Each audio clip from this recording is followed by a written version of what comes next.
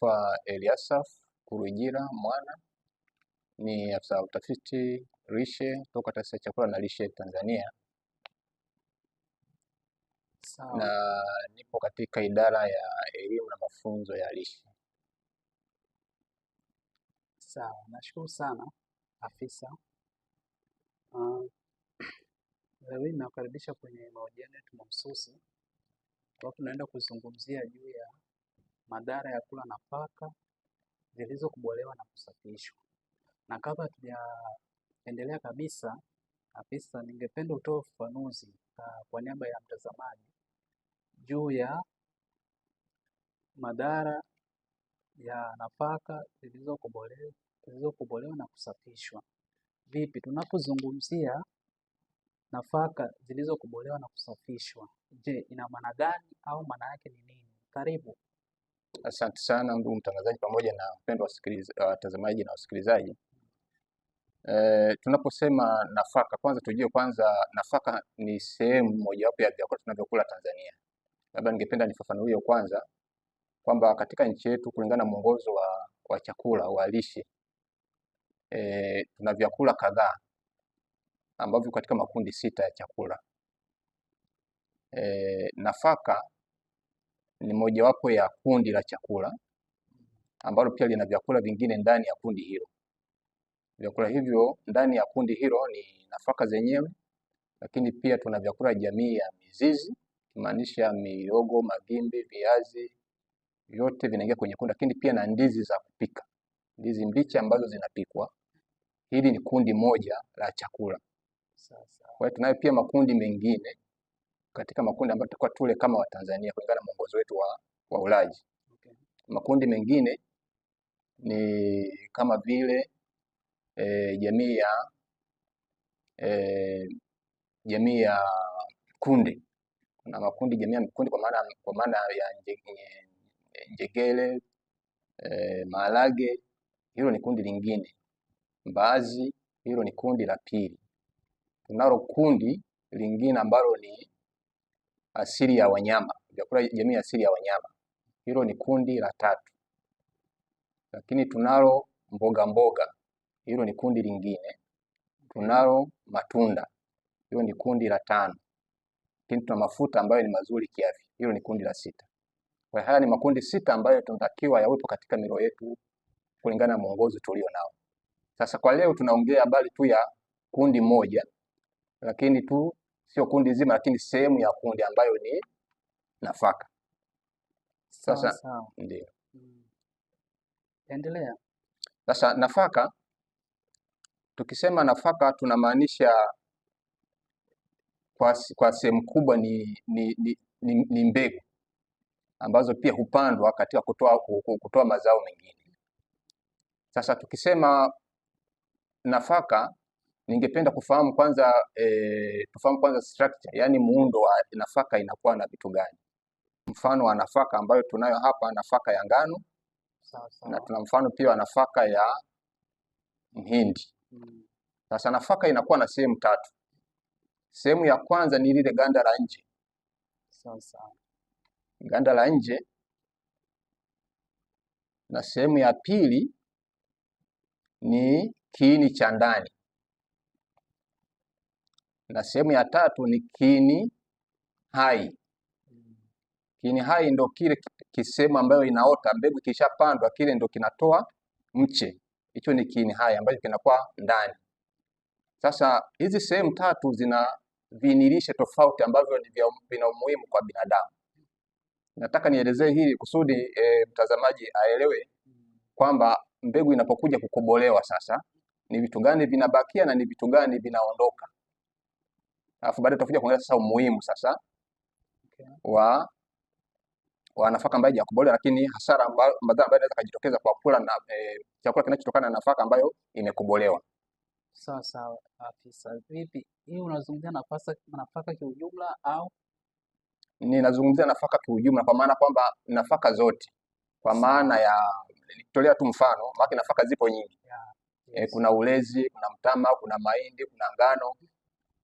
Hizo zote ni nafaka. Ndio. Kwa hiyo nazungumzia nafaka kwa ujumla. Okay, sawa. Na kile tunachokiongea hapa tunajumuisha nafaka zote sawa, kwa ujumla wake, na nafaka zote nilizozitaja zina sehemu tatu nilizozitaja. Sawa. Yeah. Yeah. Sasa kwa sehemu ya nje, ganda la nje,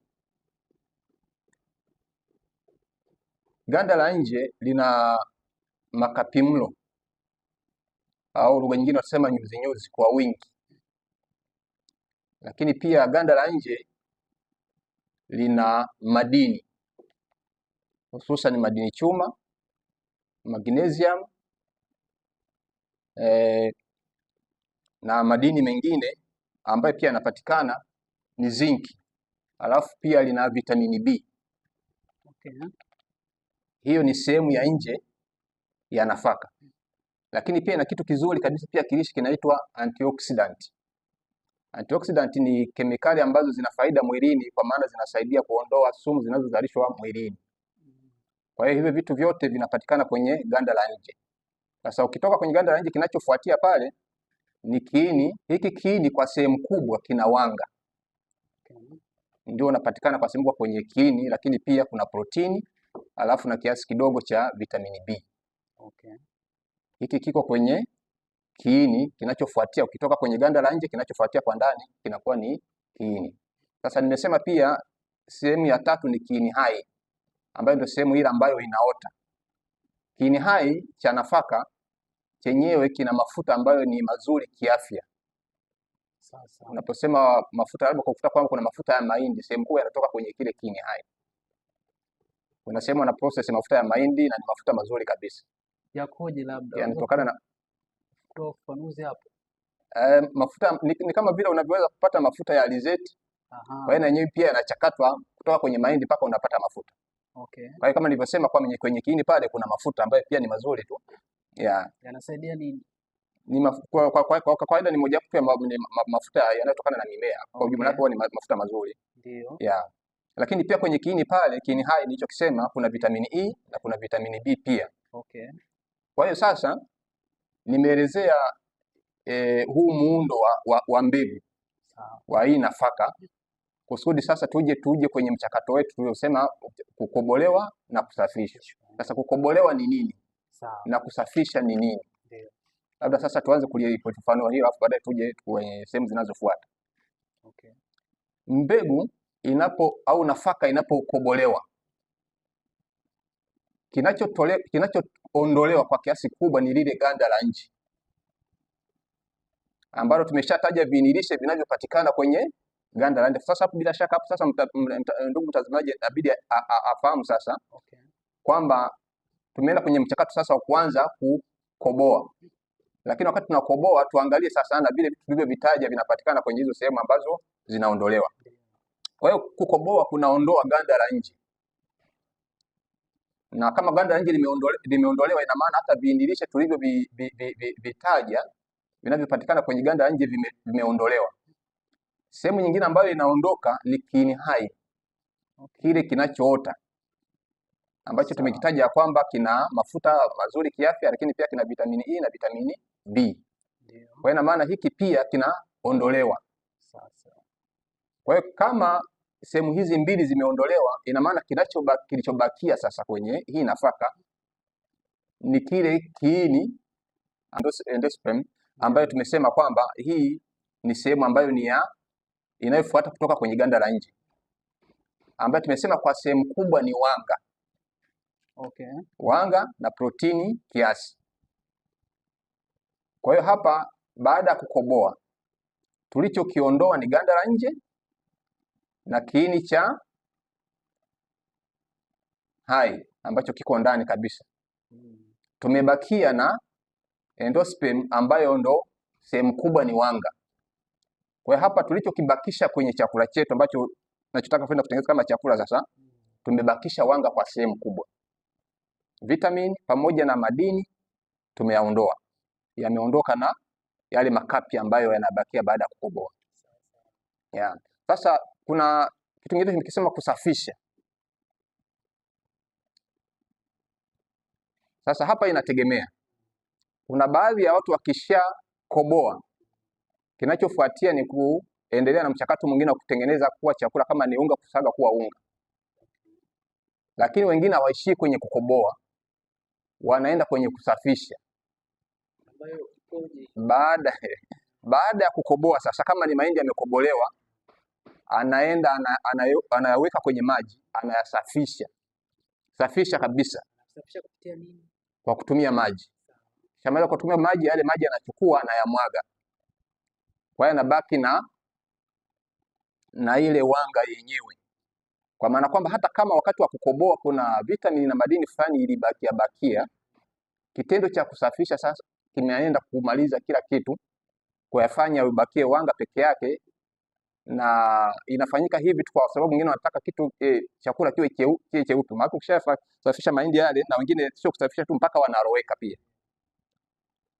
Kuna kitu wanakuwa nakitafuta pale, lakini ambacho kilishe sio kitu kizuri. Kwa hiyo kukoboa na kusafisha tumemaanisha kwamba ni kuondoa lile ganda la nje.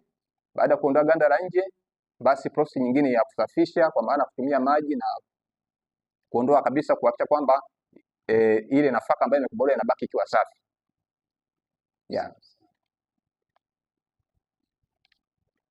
Baada ya hapo tunaenda kuongelea, je, ni sahihi kula au kutumia nafaka zilizokobolewa na kusafishwa? Je, ni sahihi?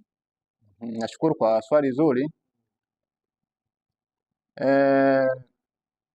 Nafaka zilizokobolewa na kusafishwa zinatumika, watu wanakula, na nafaka ambazo hazijakobolewa pia zinatumika, watu wanakula. Sasa huwezi ukasema ni sahihi au si sahihi. Kwa sababu gani? Ukisema si sahihi, kinyume chake ni kwamba ni kosa. Na kama ni kosa, ina maana kuna sheria inayozuia. Maana kosa ni kwamba kuna sheria imevunjwa. Kwa hiyo hatuna sheria ya kuzuia watu kula chakula, ila kitaalamu tuna kitu kinaitwa mapendekezo, au kwa lugha nyingine nzuri au ya kitaalamu recommendations, mapendekezo. Kwa hiyo kinachofanyika ni kuwaelimisha watu wajue faida na hasara, alafu mtu mwenyewe aamue kufanya maamuzi ni nini ale, lakini akijua faida na hasara ya maamuzi yake, faida au hasara ya maamuzi anayofanya katika habari ya chakula anachokula. Kwa hiyo kilishe, ninaweza nikasema si vizuri kula chakula ambacho kimekobolewa. Sio vizuri kilishe, kwa sababu kuna vitu unavikosa.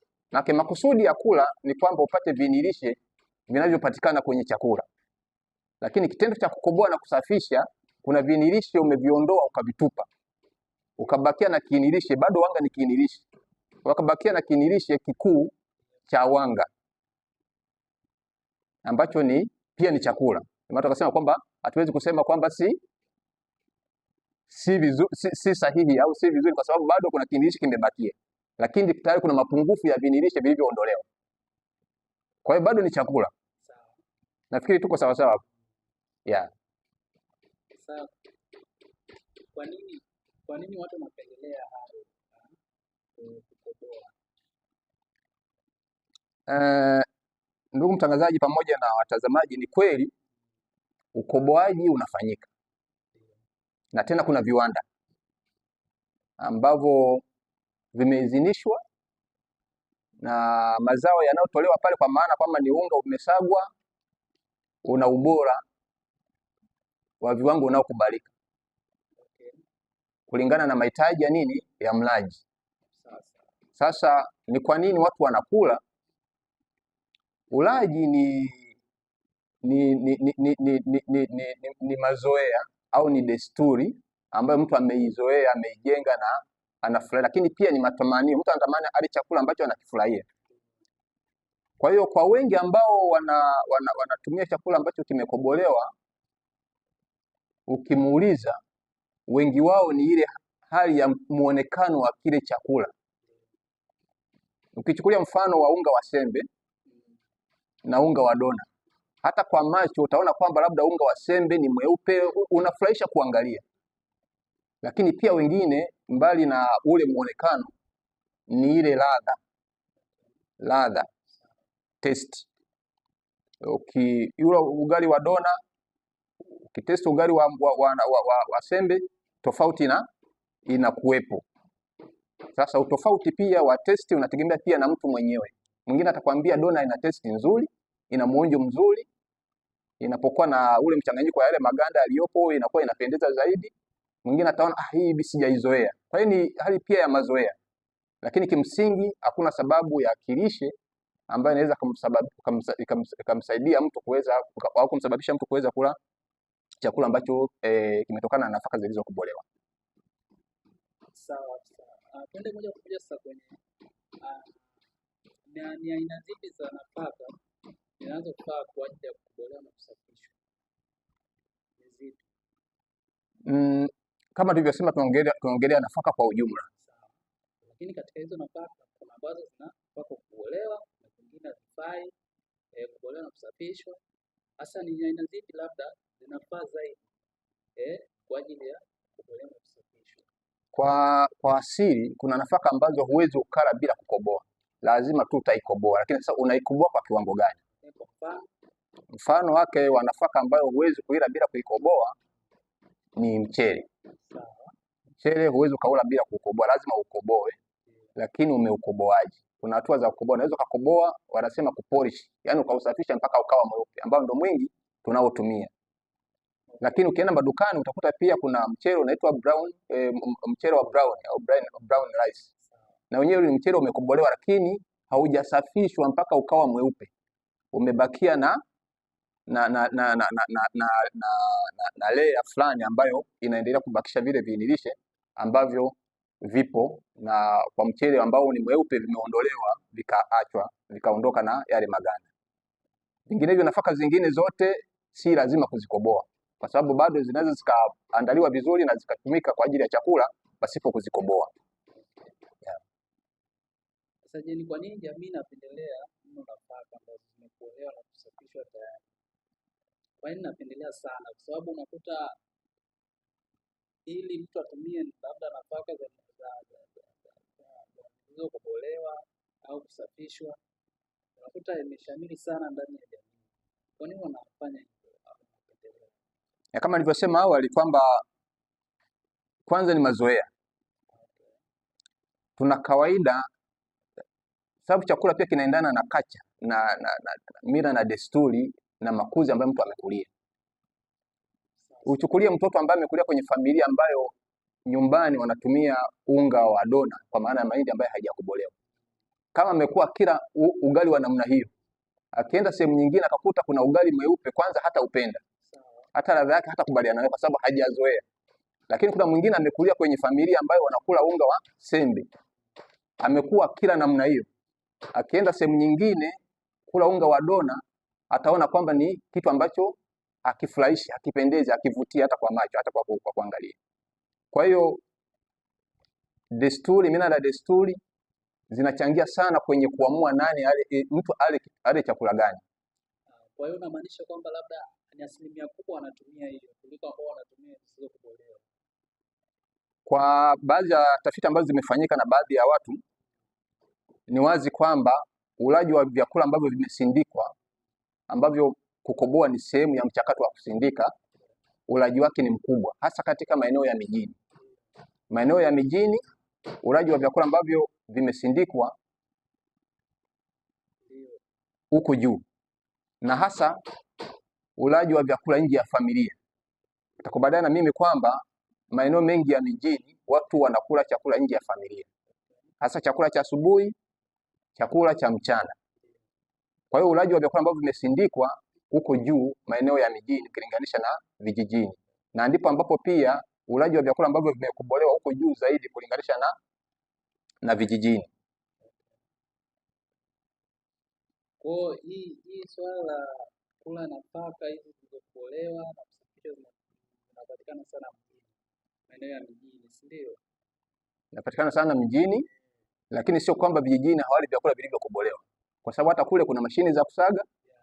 Mwingine atapeleka mahindi yake, atapeleka mtama wake, atasaga hivyo hivyo, lakini kuna mwingine anasema ni paraza kwanza, paraza, anapunguza yale maganda kwanza kusudi baadaye ndo anakuja anasaga unga.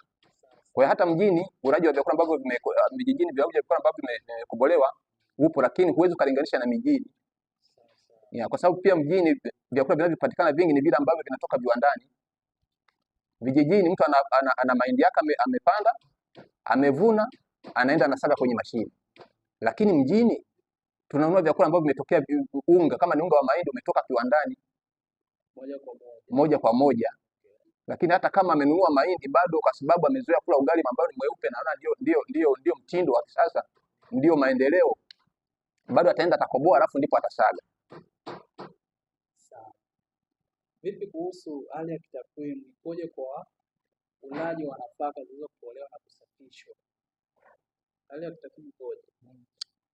Hali ya kitaifa bado hatujawa na tafiti za kitaifa ambazo zinachukua takwimu za watu wanaokula vyakula vinavyotokana na nafaka zilizokobolewa au vyakula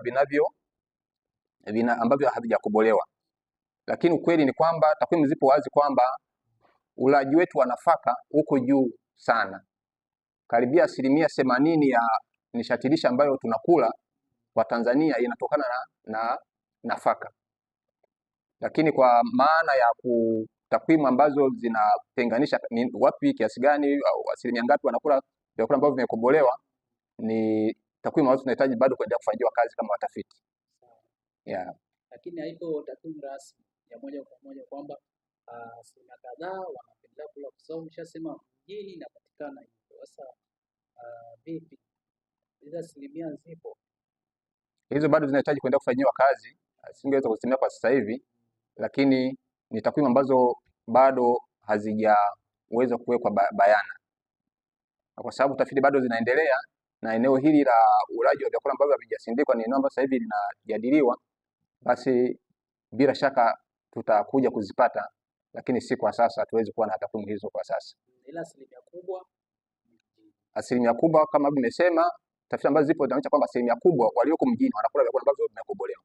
Sasa ni wangapi, hiyo sasa hatuwezi kuisema kwa mahojiano haya. Sawa. Vipi? Madhara ni yapi au kuna madhara gani za kula nafaka za kukobolewa na kusafishwa? Ni zipi hizo afisa? Madhara hiyo. Asante kwa swali zuri. Na ndugu mtazamaji, ni kwamba kukoboa nafaka kama nilivyosema tangu awali kwamba kukoboa nafaka huondoa sehemu ya nje au ganda na kiini cha mbegu ya nafaka na kubakisha sehemu ya ndani ambayo kwa sehemu kubwa tumesema ni wanga na protini kiasi. Kwa hiyo nafaka isiyokobolewa ina sehemu zake zote, hivyo mlaji anapata virutubishi vyote ambavyo tumevitaja awali. Kwa hiyo kwa ujumla tuseme tu kwamba kukoboa nafaka kunapunguza viinilishe ambavyo vingeweza kusaidia mwili, hususan madini pamoja na vitamini.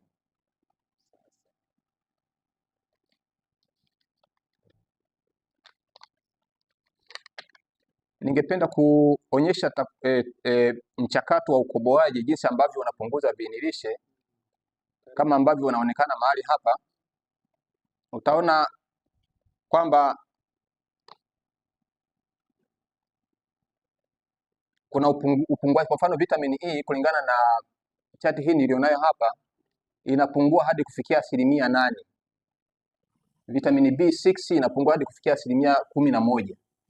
Magnesium inapungua hadi kufikia 16%. Vitamini B inapungua hadi kufikia 24%. Riboflavin inapungua hadi kufikia 24% pia. Nasi inapungua hadi kufikia 25%. Kumbuka kwamba hizi zote ambazo zimetolewa hapa zimeondoka na ganda lililotolewa pamoja na kile kiini. Lakini pia iron kulingana na chati hii hapa inapungua hadi kufikia 33%, na folate inapungua hadi kufikia 29%, na protini hadi karibu kiasi cha 25% ya protini kinaondoka. Kwa hiyo haya utaona kwamba chakula kinachobakia kinakuwa tayari kina mapungufu, lakini basi kuna mchakato ambao unaitwa wa kuongeza viinilishe, inasema fortification viwandani. Sasa ambapo baadhi ya vitu vilivyopungua hapa kulingana na sera za nchi vinaongezewa angalau kuziba pengo la viinilishe vilivyopungua. Sasa madhara ambayo tunayapata, nianze kwanza labda sijaongea na madhara, nianze na faida. Sawa. Nianze na faida sasa, tulinganishe kati ya mtu ambaye anakula nafaka ambayo imekobolewa, ambaye haijakobolewa, na mtu mwingine ambaye anakula nafaka ambayo ambayo imekobolewa. Ndio. Nafaka ambayo haijakobolewa inaboresha mmeng'enyaji wa chakula. Okay. Chakula kinapoliwa kinaanza kusagwa. Kama nafaka haijakobolewa, umeng'enyaji wake unakuwa ni mzuri wa ufanisi zaidi kuliko nafaka ambayo imekobolewa. Okay. Lakini pia nafaka ambayo haijakobolewa hupunguza hatari ya magonjwa ya moyo. Inapunguza hatari ya magonjwa ya moyo, tutakuja kuelezea baadaye huko kidogo.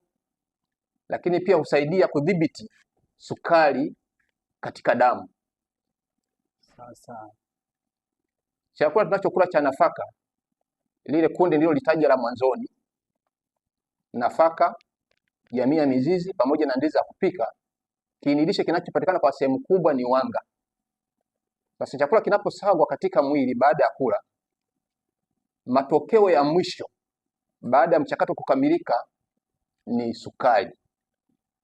Ndio maana tunaambiwa kwamba sukari tunatakiwa tule kwa kiasi kidogo, tumie kwa kiasi kidogo. Kwa sababu gani? Chakula chote tunachokula kwa sehemu kubwa, matokeo ya mwisho kinaleta sukari mwilini. Kwa hiyo chakula ambacho hakijakobolewa kinaingiza sukari kiasi kidogo katika, nitumie neno taratibu, inaingiza sukari kwenye mfumo wa damu taratibu.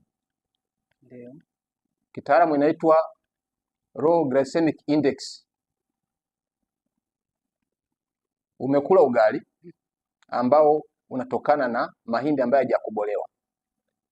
Usagaji unapokuwa unaendelea na ufyonzaji unapokuwa unaendelea, ile glucose, sukari, inaingia kwenye damu taratibu kiasi ambacho haifanyi sukari iwe nyingi kwa mara moja. Na ndio maana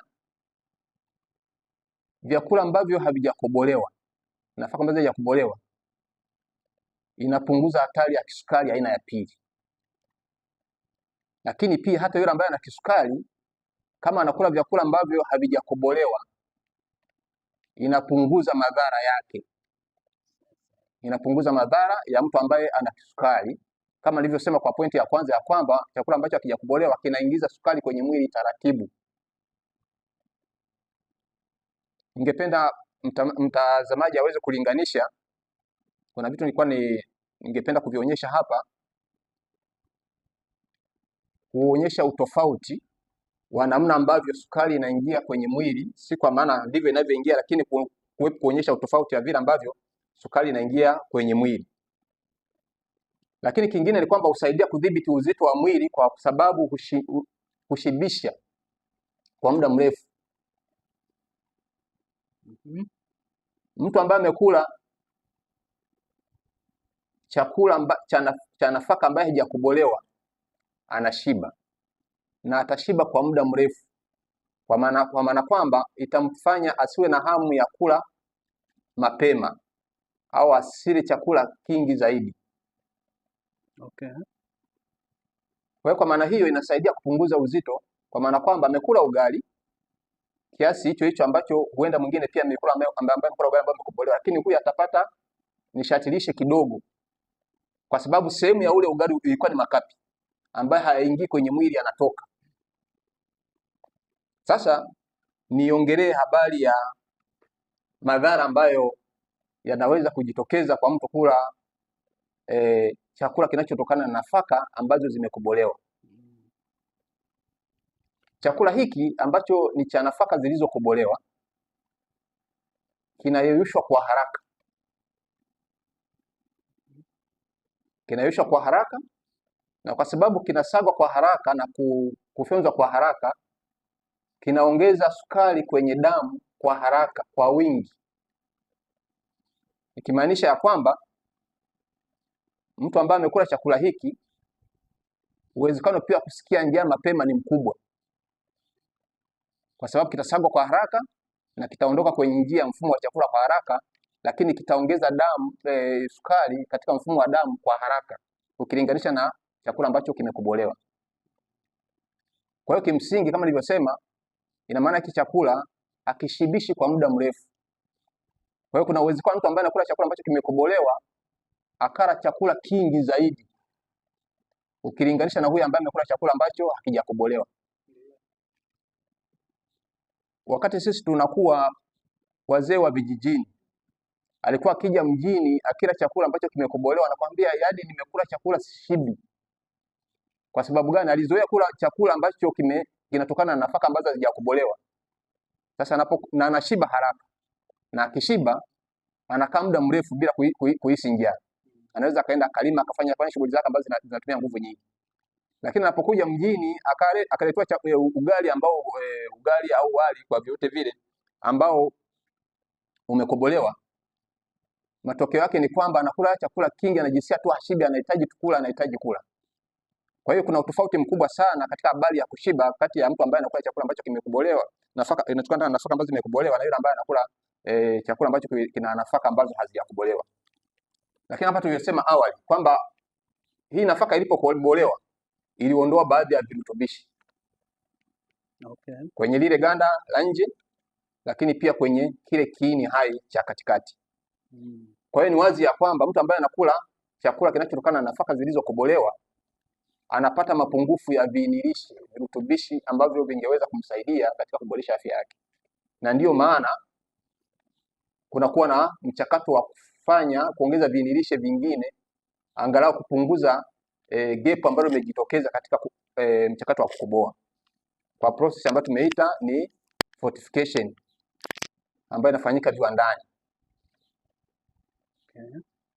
Jitihada hizo zote kusaidia kwamba kile kilichopungua basi kiweze kuongezwa, mlaji anapoenda kula angalau apate kitu cha kuweza kumsaidia katika kuboresha afya yake. Sasa ni jambo gani mahususi la kuiambia jamii ili wawe na utamaduni wa kuepuka nafaka zilizokobolewa na kusafishwa? Swali zuri na ndugu mtangazaji pamoja na watazamaji.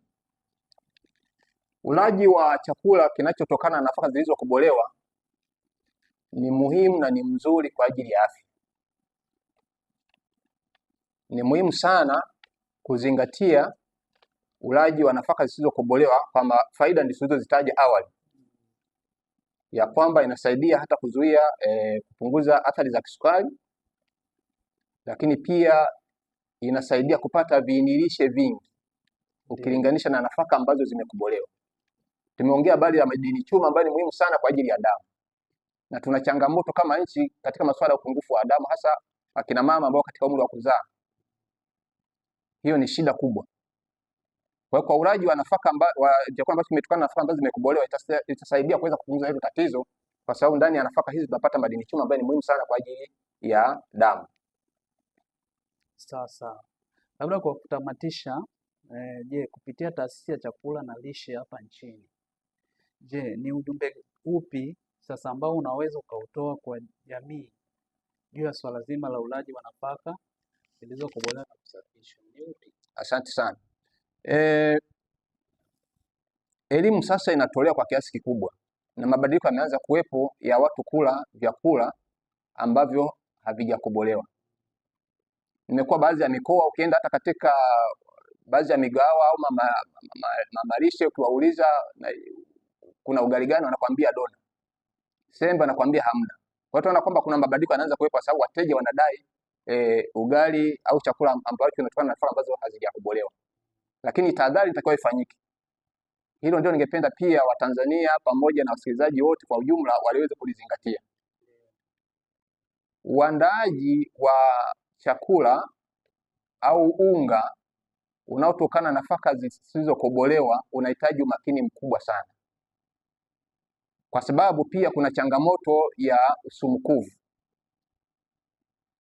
Hiyo ni changamoto ambayo inatakiwa ufanyiwe umakini sana, hasa katika mahindi ambayo yana uwezekano wa kupata sumukuvu, ambayo pia ina mchango mkubwa sana katika kusababisha matatizo ya kansa. Kwa hiyo inatakiwa mbegu au chakula ambacho kinahitaji kuandaliwa kwa ajili ya chakula, yale mahindi au nafaka isafishwe vizuri. Inatakiwa isafishwe vizuri, lakini ichambuliwe vizuri kabla ya kusagwa, kitu ambacho wafanyabiashara wengi hawafanyi. Ndio maana utakuta wengine hata kama ni dona, anaamua ale dona nyumbani ambayo anaoka kwamba mahindi yamesafishwa vizuri, yamechambuliwa vizuri, kuondoa mahindi ambayo yana dalili za kuoza. Kwa hiyo ni la muhimu sana kuweza kuzingatia. Lakini pia kuna madhara ambayo yanaweza kujitokeza kwa sababu ya mabaki ya kemikali katika nafaka hizi. Kwa ikiwa nafaka hazijasafishwa vizuri, hazijachambuliwa vizuri, uwezekano wa kuwa na mabaki ya kemikali ni mkubwa sana. Kumbuka kwamba mazao haya yanapokuwa mashambani yanawekewa madawa kwa ajili ya kuua wadudu, kuyalinda, lakini pia wakati wa kuhifadhi pia kunawekewa madawa kwa ajili ya kuyalinda asiweze kuharibika. Sasa kuna uwezekano pia ya kuwepo mabaki ya kemikali. Kwa hiyo ikiwa nafaka hizi hazijasafishwa vizuri, uwezekano pia wa kula makemikali ambayo yatakuja kuwa na madhara kiafya unakuwa ni mkubwa. Kwa hiyo niangalia natakiwa lifanyike kwamba ndio tunahamasisha watu kula na vyakula vimetokana na nafaka ambazo hazijakobolewa, lakini uangalifu uwepo wakati wa kuziandaa, ili kusudi kuzuia madhara mengine kiafya ambayo yanaweza kujitokeza kwa sababu ya kutokuwa makini katika maandalizi ya nafaka hizi ambazo hazijakobolewa kwa ajili ya lishe yetu na kuhakikisha kwamba tunaendelea vizuri katika kupambana na utapiamlo katika nchi yetu. Okay, nikushukuru sana afisa. Sasa nimesikia hapo ishu ya utapiamlo inahusiana vipi na ishu ya nafaka? Nashukuru kwa swali zuri, ni mada nyingine kubwa, lakini kwa ufupi nitaelezea kidogo. Sawa. Utapiamlo ni upungufu wa lishe mwilini, upungufu wa lishe, lakini pia kuna utapiamlo wa kuzidi kwa lishe. Lishe ikizidi inakuwa ni utapiamlo, lakini ikipungua pia inakuwa ni utapiamlo. Sasa kwa habari ya nafaka, nimesema ya kwamba nafaka ina vitamini pamoja na madini. Nizungumzie kwa upande wa madini. Tuna utapiamlo ambao unaitwa utapiamlo uliojificha. Lugha nyingine wataalamu wanasema hidden hunger, ambao huo kwa sehemu kubwa ni vitamini na madini.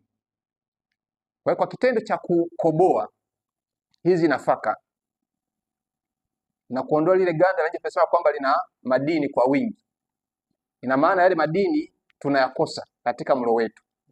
Kwa hiyo uwezekano wa kupata upungufu wa vitamini na madini ni mkubwa kwa ulaji wa vyakula ambavyo vimekobolewa. Kwa hiyo huo ni utapiamlo. Utamwona mtu ana afya vizuri, lakini nakwambia ana upungufu wa damu, ana upungufu wa madini chuma, ana upungufu wa magnesium, ana upungufu wa zinki. Ni kwa sababu kwamba yale madini yaliondolewa wakati wa kukoboa kile chakula. Kwa hiyo huo pia ni utapiamlo. Lakini nimesema kuna utapiamlo wa kuzidi. Kitendo cha kukoboa zile nafaka, tumesema sehemu kubwa inayobaki ni wanga. Na tukasema ya kwamba mtu anayekula chakula ambacho kimekobolewa atahitaji kula zaidi kusudi ashibe, lakini pia atahisi njaa haraka. Kwa hiyo uwezekano mtu kuendelea kula na zaidi ni mkubwa. Ndio maana kuta kwamba tatizo nini? Utapiamlo wa kuzidi ambao ni viliba tumbo pamoja na unene uliozidi, uzito uliozidi. Kwa hiyo pia ni utapiamlo. Na tatizo sasa ndio maana tunaenda kwa tatizo la uzito uliozidi tunaliona mjini. Na kama nilivyosema awali kwamba tafiti na hali ya kawaida inaonyesha ya kwamba ulaji wa vyakula hivi ambavyo vimesindikwa ni mkubwa mjini, ambayo sasa inachangiwa na kwamba hao watu wanakula zaidi mafuta kwa wingi, lakini pia wanakula wanga kwa wingi ukilinganisha na vitu vingine.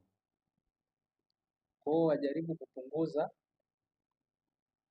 ulaji wa nafaka zilizokobolewa na kusafishwa, huku wakifanya maandalizi pia ya nafaka kabla ya kwenda kusaga. Haswa kabisa. Kwa hiyo kinachotakiwa hapo ni kwamba yawepo mabadiliko na mabadiliko yatokee mara moja. Kwa hiyo tunachoshauri ni kwamba mabadiliko yawepo, lakini uangalifu ukiwa unafanyika kwa kiasi kikubwa sana kuhakikisha kwamba tuondoke kwenye tatizo moja tuingie kwenye tatizo lingine. Sawa sawa. Nikushukuru sana kwa muda wako afisa, na nakukaribisha tena katika siku nyingine.